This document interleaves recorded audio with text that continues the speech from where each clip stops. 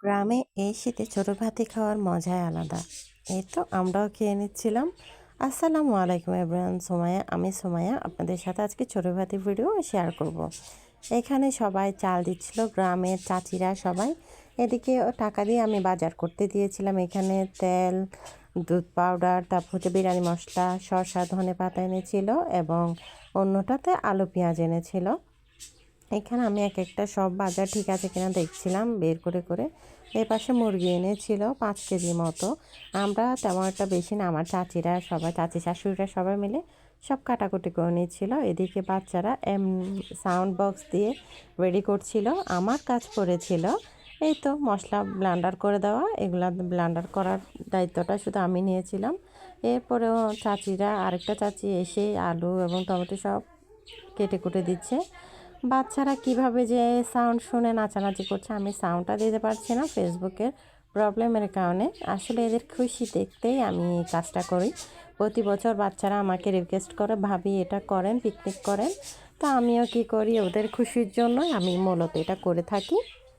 আমার এখানেই সুখ, পিকনিকে খাওয়া দাওয়াটাই বড় সুখ না, বাচ্চাদের হাসি খুশি দেখাটাই আমার সবচেয়ে বেশি ভালো লাগে। তা আমি করি। এখানে আরও বাচ্চারা দেখছিল, এরা খুব সুন্দর করে নাচছিল। আমার এগুলো দেখে ভালো লাগছিল। আমি অন্য পাশে চুলায় হচ্ছে যে কি আগুন জ্বালিয়ে দিয়েছিলাম। এখানে আমি পেঁয়াজ কাঁচামরিচ আগে তেলে দিয়ে দিয়েছি। এখানের বাবুর্চিটা ছিলাম আমি, বাবুর্চি হিসেবে দায়িত্ব পালন করছিলাম বাহিরে। তাই আমার হচ্ছে যে আমি সব কিছু রেডি করে সব মশলাপাতি কষানো শুরু করে দিয়েছিলাম। মাংস ঢেলে দিচ্ছিলাম এখানে, কারণ এটা অনেক বড় একটা ছিল, পাতিল ছিল। আমার ভয়ও লাগতেছিল, কারণ আমি কখনো এত বড় পাতিলে মানে রান্না করতে কারো হেল্প লাগে। এখন একদম একা, মানে পারবো কি না, হবে কি না, অনেক চিন্তায় ছিলাম। তারপরে আলহামদুলিল্লাহ হয়ে গেছে। কালকে অনেক বেশি মজা ছিল এই বিরিয়ানিগুলা, ডিমের কারিগুলা অনেক বেশি মজা হয়েছিল। সবাই অনেক বেশি প্রশংসা করেছিল আলহামদুলিল্লাহ। তো যাই বলছিলাম, গ্রামে শীত আসলেই সবাই বলে যে পিকনিক খাওয়ার কথা, বায়না করা। তো বাচ্চারা জানে যে আমার কাছে আসলে আমি করব। আমি একটু শৌখিন, ওরা সেটা বুঝে আমাকেই ধরে যে ভাবি চলো পিকনিক করি।